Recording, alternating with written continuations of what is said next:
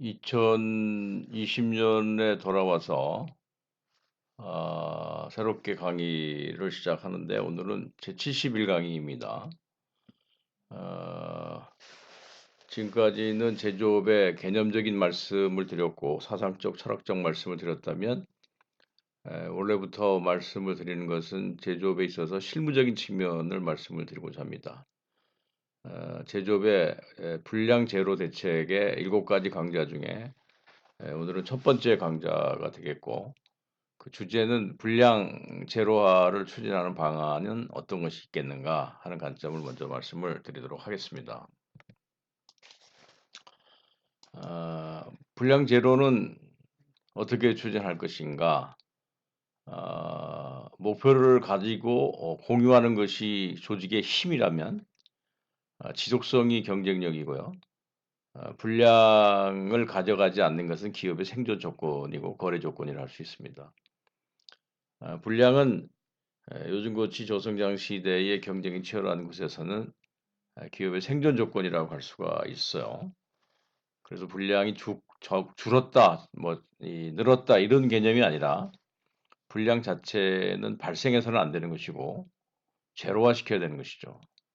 그럼 불량을 제로화 시키려면 어떻게 추진해야 되는 것인가 하는 것을 오늘은 개념적으로 말씀을 드리고 다음 차수부터는 구체적으로 불량 제로의 방법론에 관해서 말씀을 드릴까 합니다. 불량 제로를 얘기하기 전에 먼저 문제 해결의 기본에서 도대체 문제라는 게 뭐냐 하는 것에 대한 인식이 필요한 거죠. 문제가 정의를 한다면 문제란 뭐라고 생각하시겠습니까? 예를 들어서 야구 선수 예를 하나 들어본다면 시합에 이기는 건 고사하고 1점조차도 얻기 어렵다고 생각하는 팀이 졌다. 이걸 문제라고는 얘기하고 있지 않죠. 그러나 당연히 우승 후보로서 예상됐던 팀이 졌다. 그럼 그건 문제라고 얘기를 할 수 있습니다. 그러니까 문제라고 하는 것은 바람직한 모습과 현상과의 차이를 말하는 것이죠. 그럼 문제를 의식하는 거하고 문제에 대한 원인을 규명하는 거하고 문제 해결에 액션을 취하는 세 방면이 있을 수 있는데 문제를 인식하는 것은 바람직한 모습을 아는 것이죠. 우리가 가야 될 목표, 우리가 도달해야 될 최종 골인 예상 목표가 있고 바람직한 모습이 있는데 그 모습과 현상과의 차이, 그 갭을 우리는 문제라고 얘기를 합니다. 예를 든다면 소비자의 니즈를 만족시키지 못했을 때 생기는 차이, 기획한 거나 또는 표준을 만들었다든지 규칙을 만들었는데 그게 지켜지지 않았을 때 오는 차이, 또는 방침과 목표를 설정했는데 실적이 따라오지 못했을 때 오는 차이, 또 작업 표준과 기준을 만들었는데 그거를 지키지 못했을 때 오는 차이, 과거의 실적과 현재의 실적을 비교했을 때 그 갭이 생기는 차이, 또는 다른 회사와 자사건을 비교했을 때에 생기는 그 차이, 이 모든 것을 우리는 문제라고 얘기할 수 있는 것이죠.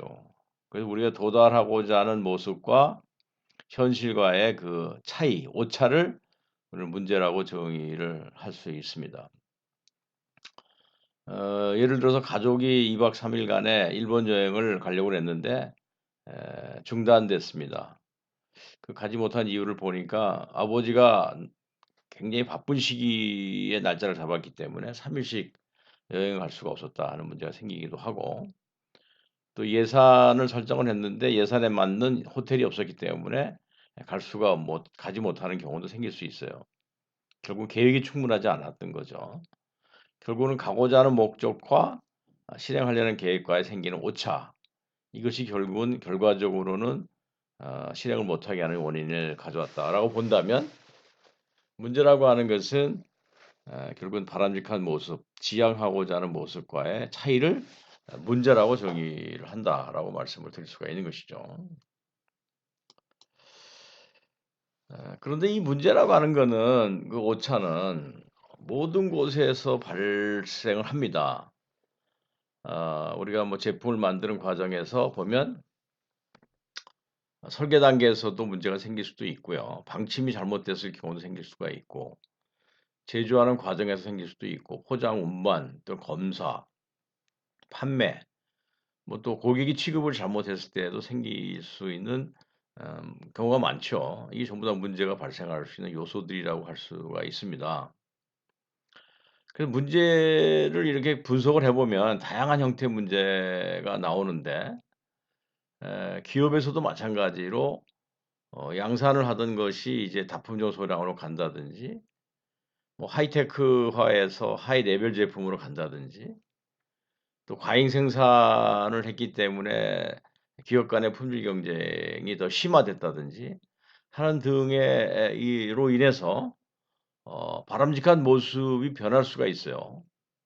전에는 그 추구하는 목표가 낮았기 때문에 현실과의 오차가 적어서 문제가 보이지 않았는데, 경쟁이 치열하면서부터 고객의 눈높이나 바람직한 모습의 수준이 올라가는 것입니다.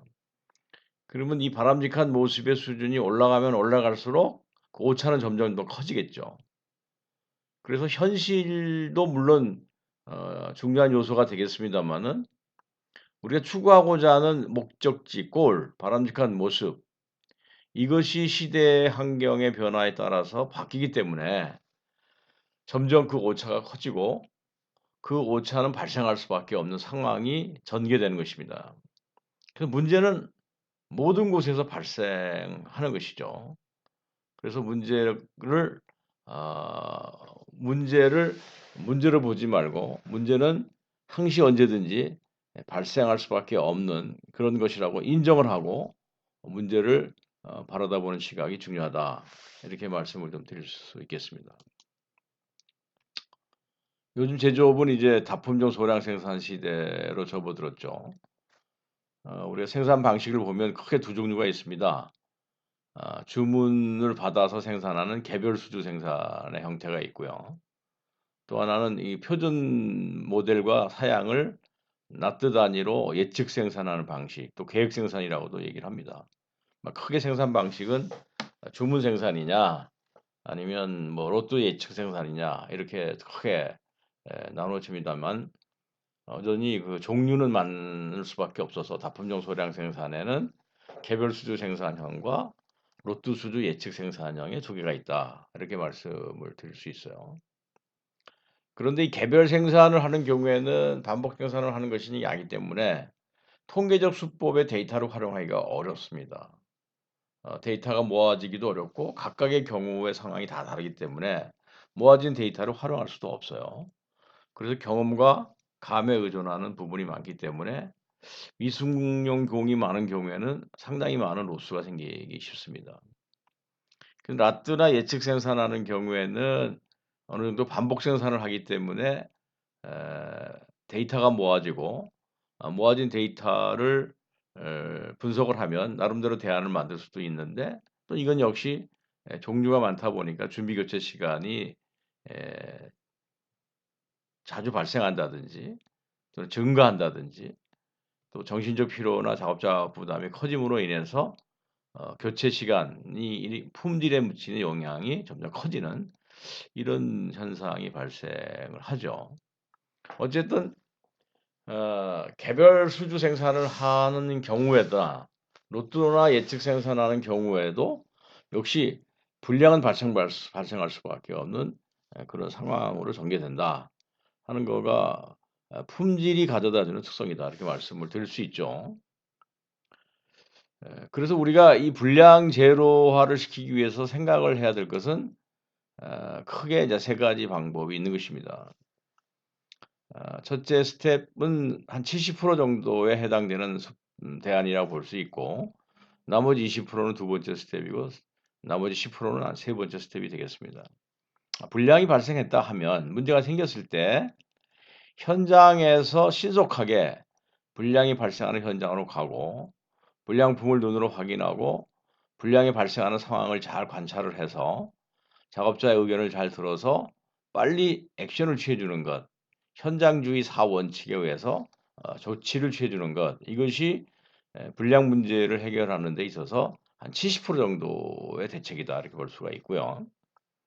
나머지 20%는 현장에 가서 현상을 본다 하더라도 불량의 원인이라든지 그 대책 방안이 명확히 나오지 않기 때문에 그 데이터를 좀 분석을 한다든지 여러 가지 관점에서 관찰을 해서 분해를 통해서 분석을 통해서 문제를 해결해 가는 경우가 있는데 이것이 한 20% 정도에 해당된다고 볼 수 있고, 여기에는 간단한 QC 수법을 활용하셔야 됩니다. 나머지 10%는 이런 데이터를 분석한다고 해서도 답이 나오지 않는 경우가 있죠. 이런 경우는 이제 실험 계획법을 써서 또 분산 분석법을 쓴다든지 해서 여러 가지의 경우의 수를 대입해서 테스트를 해보고 실험을 해보고 그렇게 해서 얻어진 결과를 가지고 문제를 해결하는 방법이 있을 수 있습니다. 그래서 문제가 다양하게 있지만 대부분 현장에서 발생하는 품질 문제는 70% 정도는 현장에서 즉시 발견함으로써 관찰을 통해서 해결할 수 있는 것입니다. 그러니까 현장주의 불량 대책이 다품종 소량 생산 시대에는 가장 주요한 기법이다. 이렇게 말씀을 드릴 수 있겠습니다. 회사가 추구하는 거에는 크게 이제 두 가지 대안이 있는 거죠. 우리가 생산성을 향상을 하는 측면과 불량을 줄이는 측면. 이것이 제조업이 추구하는 모든 기업들이 추구하는 두 개의 지향점이라 할 수 있겠습니다. 그러나 불량이 나는 상황에서 생산성을 높인다든지 속도를 높여버리면 더 많은 불량이 나기 때문에 사실상 수익성 측면에서는 더 악화가 될 수밖에 없죠. 그래서 우리가 생산성을 높이고 생산 스피드를 높이기 전에 먼저 분량부터 줄이고 놓고 그리고 생산성을 높이는 것이 전체적으로 수익을 높이는 데 중요한 포인트라고 하는 것을 이해를 하셔야 됩니다. 그렇기 때문에 품질 문제 해결이 최우선이고요. 그리고 나서 생산성을 높이는데 품질과 생산성을 동시에 개선할 수 있으면 가장 바람직한 모습이 되겠습니다만은 동시에 할 수 없는 상황이 된다면 품질 문제를 먼저 해결하고 그다음에 생산량을 늘리는 쪽으로 방향을 잡아가는 것이 옳다. 이렇게 말씀을 드립니다. 그래서 도요다라는 회사가 이제 뭐 품질 관리라든지 불량 박멸에 가장 선도적인 역할을 했던 회사인데 이 사람들의 사고방식을 보면은 이제 원가 구성이 재료비, 노무비, 경비가 있는데 제조 원가 중에 일반 관리비, 판매비를 합치면 총 원가가 되고 거기서 이익을 붙이고 이제 판매 가격이 결정이 됩니다. 이거를 제조 원가를 다른 간담회에서 정리를 해 본다면은 재료비, 노무비, 경비를 제조 원가로 보고 판가에서 제조 원가 빼면 나머지가 이익이다. 이렇게 간단히 생각을 해 본다면 이익을 늘리는 방법이 두 가지가 있는 거죠. 하나는 판매 가격을 높이든지 제조 원가를 낮추든지 둘 중에 하나입니다. 그런데 요즘 시대에 판가를 높인다고 하는 것은 현실적으로 불가능하기 때문에 기업이 이익을 내는 방법은 원가를 낮추는 것밖에 없다. 이렇게 볼 수 있습니다.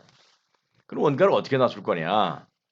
우선 재고라고 하는 물을 빼는 게 굉장히 중요한 거죠. 회사 안에 재고가 많으면 물속에 많은 그 불합리한 요소들이 가려져서 문제가 보이질 않습니다.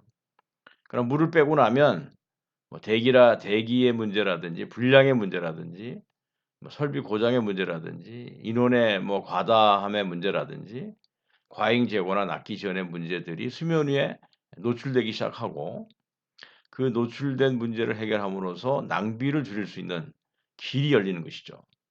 이런 측면에서 불량을 줄이기 위해서는 먼저 재고를 줄이고 불량이 수면 위에 올라오게 해서 불량을 보이게 하고 그다음에 보인 문제를 신속하게 해결하는 방법으로 가는 것이 불량 제로 대책의 하나의 방법이다. 이렇게 말씀을 드릴 수 있습니다. 또한 불량 대책은 ISO 900이라고 관계가 있죠. ISO 9001을 보면은 품질 관리의 기법을 이제 방침부터 시작을 해서 목표 관리를 통해서 품질을 관리하라라고 하는 규정이 ISO 9001인데 네 가지 관점이 있습니다. 계획을 세우고 실행을 하고 그다음에 검토한 다음에 조치를 해라 이런 얘기인데 여기서 인제 경영자가 품질 방침과 목표를 명확히 설정하고, 그리고 그 방침과 목표에 맞춰서 계획을 잘 세우고, 그 계획 세운 것을 실행을 해서 계획된 실적의 차이를 잘 보고, 거기서 갭이 생겼다든지 차이가 생긴 거를 개선을 하는 형태로 PDCA 사이클을 돌려라. 그래야 품질은 안정이 된다라고 보는 거가 IS 9001에서 요구하는 목표 관리 사이클이죠. 이 사이클을 보면은 철저하게 탑다운으로 하는 것입니다. 위에서부터 방침과 목표를 주고 그 방침과 목표에 맞춰서 하부에서 실행해 가는, 이런 것이 이제 ISO 9001이 요구하는 불량 대책 방법이라고 할 수 있습니다. 근데 여기에 이제 비해서 또 다른 하나 방법이 있는데 TQC라는 게 있죠. TQC라고 하는 거는 현장에서부터 작은 소개선 활동, 소그룹들이 자발적으로 품질 문제를 해결함으로써 전 부문이 참여를 통해 가지고 전체적으로 품질 레벨을 높여 나간다 하는 것이 이제 TQC 방법이죠. 그래서 품질을 개선하는 데는 TQC적 방법과 ISO적 방법이 있는 거예요. 그럼 TQC적 방법은 현장에서 자발적으로 문제를 해결함으로써 톱다운 바텀업으로 품질 수준을 높여 나가는 활동, 이것이 하나가 있는 것이고, IS는 철저하게 회사가 방침을 정하고 그 방침을 하부로 전개해서 품질을 관리해 가는 이런 방법이 있을 수 있습니다. 이 두 가지가 불량을 제로화시켜 나가는 방법 중에 하나일 수 있는데, 어떤 게 더 효과적이다라고 얘기하기보다는 두 가지 방법은 사실상 병행돼야 된다고 보는 거죠. 고질적이고 만성적인 품질 문제는 ISO 방식을 통해서 탑다운으로 하부로 전개해서 엔지니어나 숙대들이 문제를 해결하게 해야 되고요. 사람들의 에러나 휴먼 에러나 또는 공정의 조건 관리를 잘못한다든지 이런 걸 통해서 발생하는 작은 소개선 활동을 통해서 해결할 수 있는 품질 문제들은 현장에서 발생하는 즉시 자발적으로 개선함으로써 작은 불량에 관한 문제들을 로스를 줄여나가는 활동은 TQC 활동이라고 할 수 있겠죠. 이 두 개가 동시에 같이 진행이 되는 것이 바람직한 모습이다라고 말씀을 드릴 수 있습니다. 그다음에는 이제 불량을 제로화를 해 나가는 데 있어서 꼭 필요한 것들을 말씀을 드리면은, 하나는 문제를 해결해 가는 도구, 수법을 잘 알아야 된다는 측면이 하나 있고요. 또 하나는 문제 해결 수법을 잘 알아도 그 문제를 해결하고자 하는 사람의 의욕, 동기를 어떻게 부여시킬 것인가 하는 것이 굉장히 중요한 것입니다. 그래서 문제를 해결하는 수법은 TQC 시법이라든지 뭐 I 기법이라든지 V 기법들 여러 가지 기법들이 있을 수 있겠습니다마는, 이런 문제 해결 시법은 학습을 통해서 배울 수가 있어요. 그런 학습을 통해서 배웠다 하더라도 실질적으로 그 문제를 해결하는 건 사람인데, 그 사람들이 의욕이 없다든지 동기가 생기지 않을 경우에는 결국 문제 해결이 안 되는 것입니다. 그래서 품질 측면에서 특히 불량 제로 대책을 전개해 가는 데 있어서 어 경영자가 취해야 될 조건은 두 가지를 동시에 취해야 되는 것입니다. 문제 해결 기법을 교육을 통해서 알려주는 것도 중요하고요. 동시에 성과를 내고 어떤 개선 효과가 나타났을 때 거기에 대한 보상을 해 준다든지 인정을 해 준다든지 하는 동기부여를 동시에 시킴으로써 문제를 해결해 갈 수 있다라고 말씀을 드릴 수 있습니다. 그래서 오늘은 첫 번째 시간 불량을 제로화하기 위해서는 무엇을 어떻게 해야 될 것인가 하는 관점에서 기초적이고 기본적인 내용을 말씀을 드렸습니다.